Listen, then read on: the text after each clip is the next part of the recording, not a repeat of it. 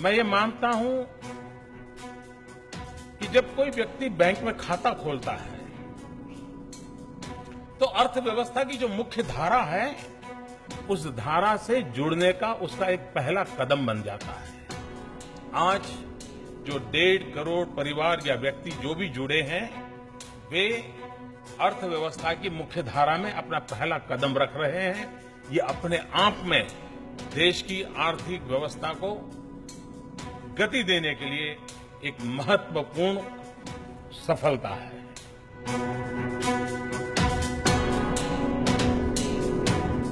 नागरिकों को परेशान किए बिना भी देश चलाया जा सकता है। मैं उस दिशा में काम कर रहा हूं, इसलिए मैंने नागरिकों को मौका दिया है कि 30 सितंबर तक कृपा करके आपका जो भी 10,000, 50,000 आपको लगता है भैया मेन स्ट्रीम में आ जाना है, आ जाइए, टेंशन छोड़ दीजिए। 30 सितंबर के बाद सरकार को कदम उठाने पड़ेंगे।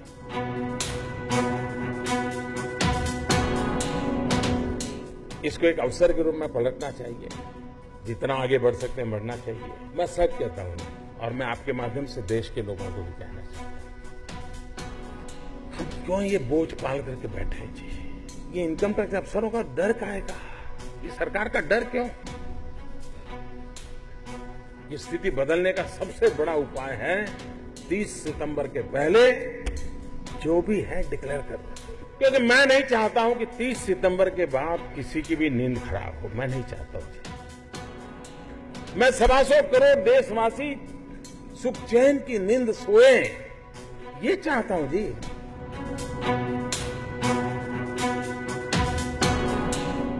शास्त्रों में ऐसा कहा गया है, सुखस्य मूलम धर्म, धर्मस्य मूलम अर्थ, अर्थस्य मूलम राज्यम। यानी सुख के मूल में धर्म यानी आचरण है,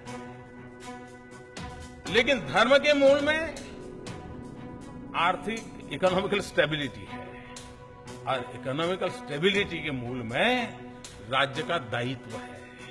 ये राज्य की जिम्मेवारी है फाइनेंशियल इंक्लूजन की।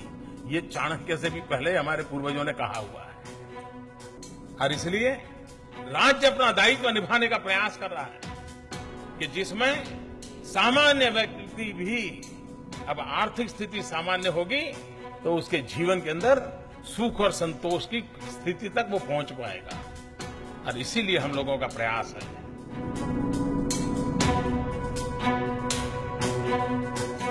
सोना आधी रात को बिका हो वो मुझे तो पता नहीं है, लेकिन मैं विश्वास से कहता हूं कि गोल्ड बॉन्ड जरूरत पड़ने पर आधी रात को बेच सकता है। कहीं अस्पताल में जाना पड़ा, ऑपरेशन करना पड़ा, डॉक्टर कहता है पहले पैसे लाओ, गोल्ड बॉन्ड दे दिया, ऑपरेशन हो जाएगा।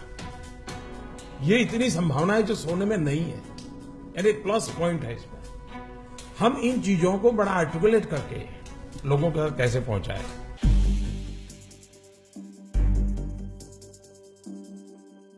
8 नवंबर 2016 की रात्रि को 12 बजे से वर्तमान में जारी 500 रुपये, 1000 रुपये के पुराने नोट अब केवल कागज के एक टुकड़े के समान रह जाएंगे।